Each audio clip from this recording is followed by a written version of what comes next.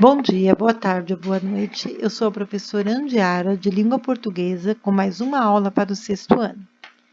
Bom, nessa aula nós vamos entender um pouco de interpretação de texto e substantivo. Para começar, o que é interpretação de texto?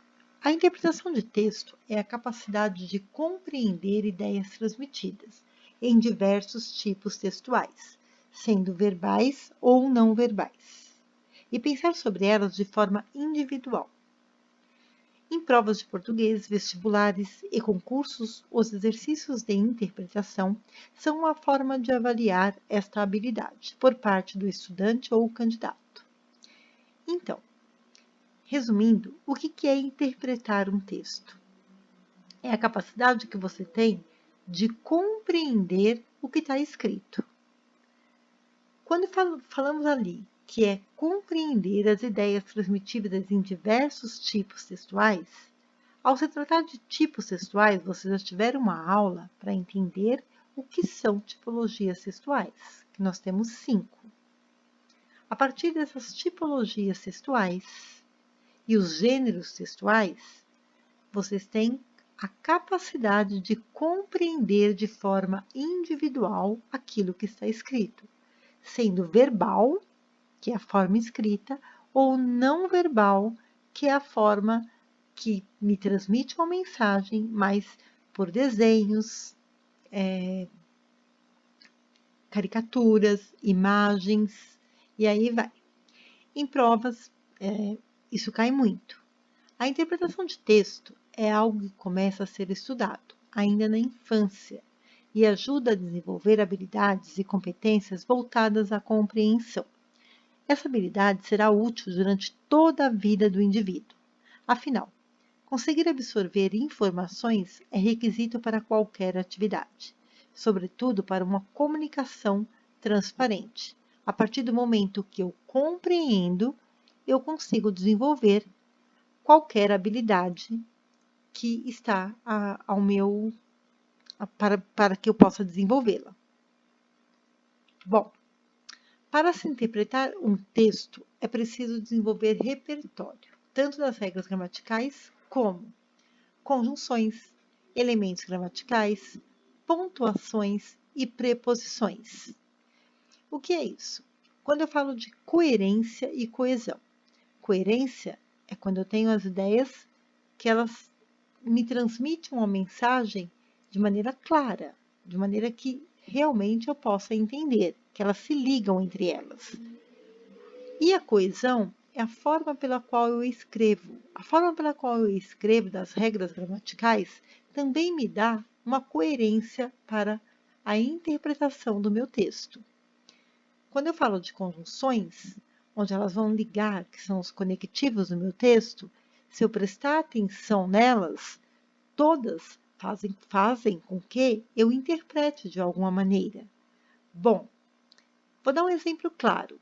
Se eu estou lendo um texto que de repente aparece ali a conjunção mas, e aí vem alguma coisa depois dessa conjunção, logo, eu sabendo o que significa esse valor da conjunção mas, que transmite uma ideia de oposição, ele me faz eu compreender melhor e interpretar melhor aquilo que eu estou lendo.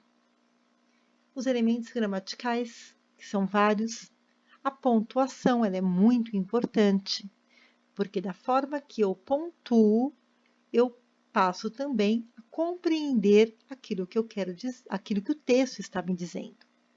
As preposições, entre outros. Pois, entendendo como a língua funciona, fica mais fácil de se compreender um texto. Mas também é preciso desenvolver repertório em outras áreas de conhecimento, e cultura também.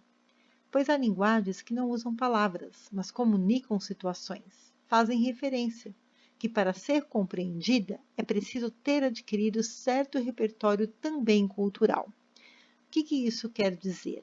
Isso quer dizer que não são só o repertório das regras gramaticais que faça com que eu compreenda melhor esse texto. essa área também que envolve o conhecimento da cultura, ela também me ajuda a eu ter um repertório melhor na hora de compreender aquilo que eu estou lendo. Bom, e para essa aquisição de repertório, leremos uma fábula das diversas fábulas atribuídas a Esopo. Quem foi Esopo? Se vocês se ligarem, uma aula é relacionada à outra. Na outra aula, eu pedi para vocês pesquisarem quem foi Esopo. Agora eu vou falar rapidamente, só para nós seguirmos. Esopo foi um escritor da Grécia Antiga, a quem são atribuídas várias fábulas populares. A ele se atribui a paternidade das fábulas como gênero literário. O texto que eu vou ler agora, ou seja, a fábula que eu vou ler agora, vocês prestem muito atenção, porque ela vai servir para vocês responderem às futuras atividades. A tartaruga e a lebre. Tenho pena de você, disse uma vez a lebre à tartaruga. Obrigada a andar com a tua casa às costas. Não podes passear, correr, brincar e livrar-te de teus inimigos. Guarda para ti a tua compaixão, disse a tartaruga. Pesada como sou, e tu ligeira como te gabas de ser, apostemos que eu chego primeiro do que tu a qualquer meta que nos proponhamos a alcançar. Vá feito, disse a lebre. Só pela graça aceito a aposta. Ajustada a meta, pôs-se a tartaruga a caminho. A lebre que havia, pesada, ir remando em seco, ria-se como uma perdida. E pôs-se a saltar, a divertir-se. E a tartaruga ia se adiantando. Olá, camarada, disse-lhe a lebre. Não te canses assim. Que galope é esse? Olha que eu vou dormir um pouquinho. E se bem o disse, melhor o fez. Para escarnecer da tartaruga, deitou-se e fingiu dormir, dizendo: sempre hei de chegar a tempo. De súbito, olha, já era tarde. A tartaruga estava na meta e, vencedora, lhe retribuía os seus deboches. Que vergonha! Uma tartaruga venceu em ligeireza uma lebre. Moral da história: nada vale correr. Cumpre partir em tempo e não se divertir pelo caminho. Agora, algumas dicas de como desenvolver sua capacidade de interpretação de texto, sua capacidade de compreender o texto que você está lendo. Viver sem ler é perigoso, te obriga a crer no que te dizem. Então, o primeiro tópico: leia tirinhas, charges e quadrinhos. Além deles misturarem dois tipos de linguagem, a verbal e não verbal, eles também alimentam seu repertório cultural, fazendo você adquirir conhecimento, refletir sobre determinadas coisas, se divertindo. Dica de quadrinho para vocês: quadrinhos Disney, Turma da Mônica. Não interessa qual, bora ler. O importante é ler para compreender. Faça a releitura do texto, quantas vezes forem necessárias. Por que o hábito de reler? Porque as releituras podem confirmar ou rejeitar aquelas hipóteses que você já cria na primeira leitura do texto. Portanto, retome a leitura desde o começo para assimilar novamente o assunto.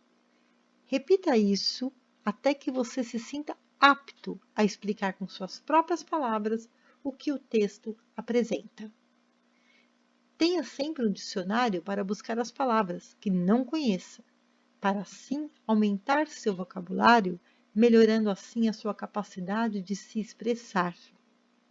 A maneira que você reler, você aumenta a sua compreensão do texto e cada vez que você reler, repetindo e repetindo, até que você consiga explicar para uma outra pessoa aquilo que você compreendeu do seu texto.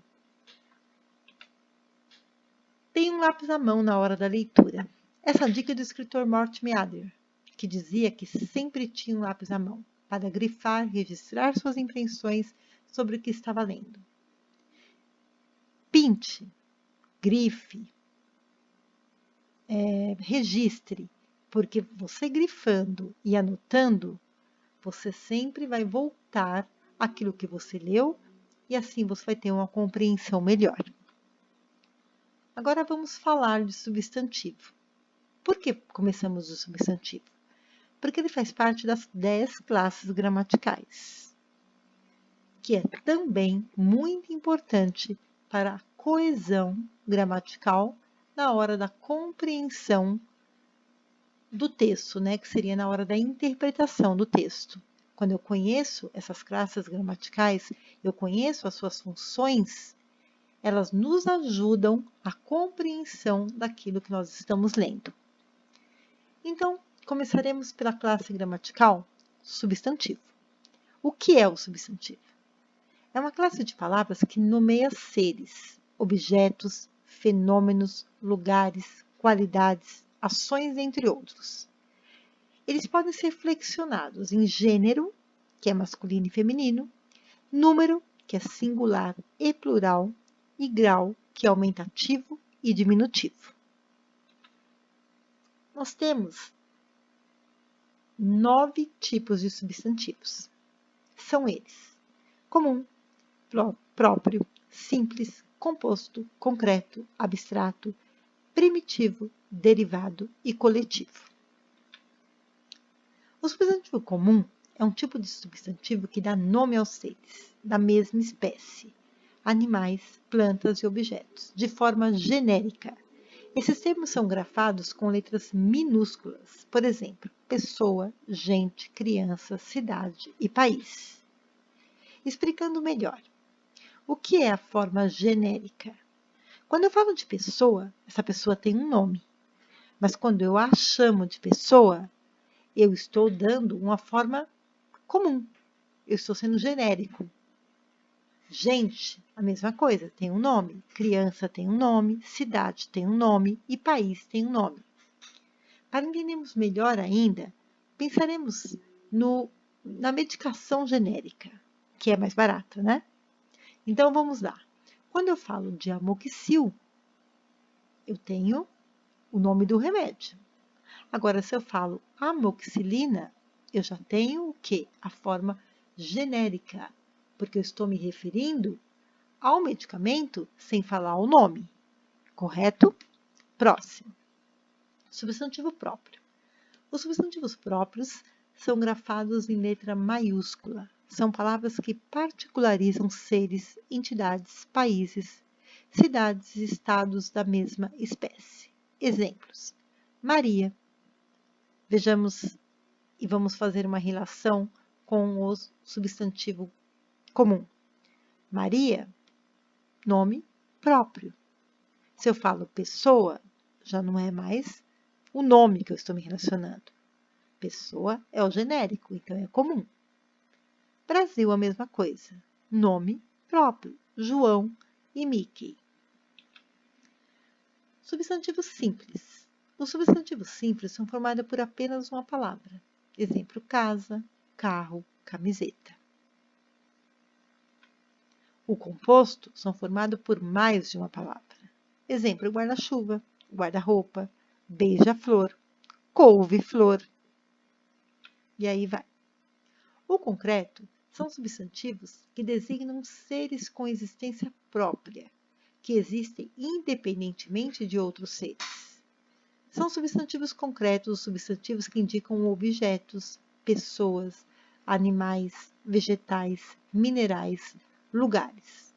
Também os substantivos que indicam seres existentes no mundo real e seres fictícios e imaginários cujo conceito é do conhecimento comum, como as figuras folclóricas e mitológicas.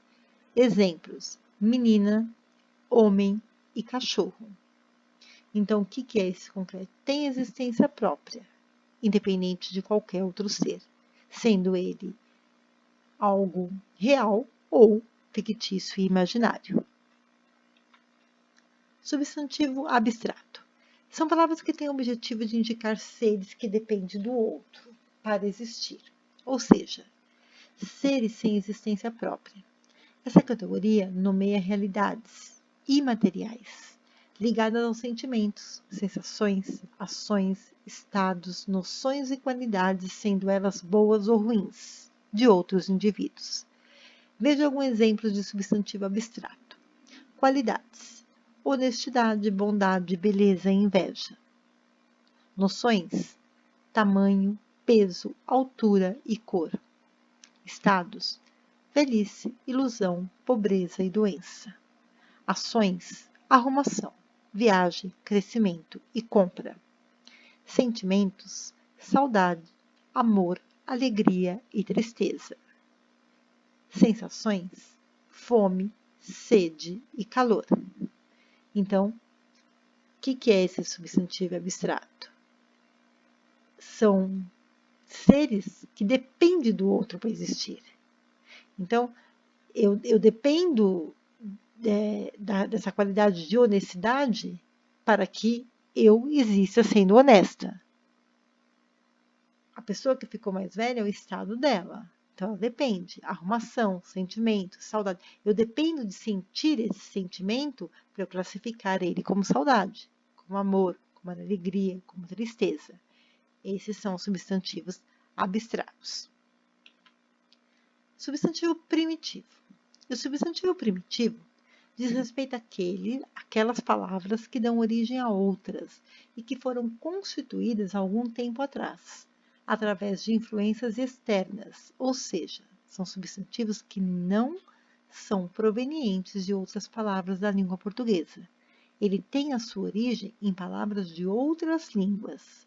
Exemplo: luz, do latim lucem; papel, do latim papyrus; tempo, do latim tempus. Substantivo derivado. Os substantivos derivados são aquelas palavras que derivam de outras. Exemplos: se eu tenho um casarão, é porque veio de casa. Folhagem é porque veio de folha. Chuvarada é porque veio de chuva. Substantivo coletivo. São aqueles que se referem a um conjunto de seres. Quando eu quero designar vários seres, eu chamo ele de coletivo. Exemplo: flora representa um conjunto de flores. Álbum, um conjunto de fotos. Colmeia, um conjunto de abelhas. Constelação, um conjunto de estrelas, entre outros. Por essa aula é só.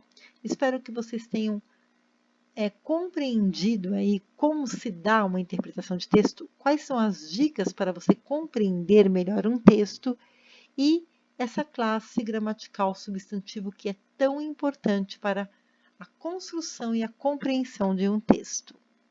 Por essa aula é só. Tenha um bom dia, uma boa tarde e uma boa noite.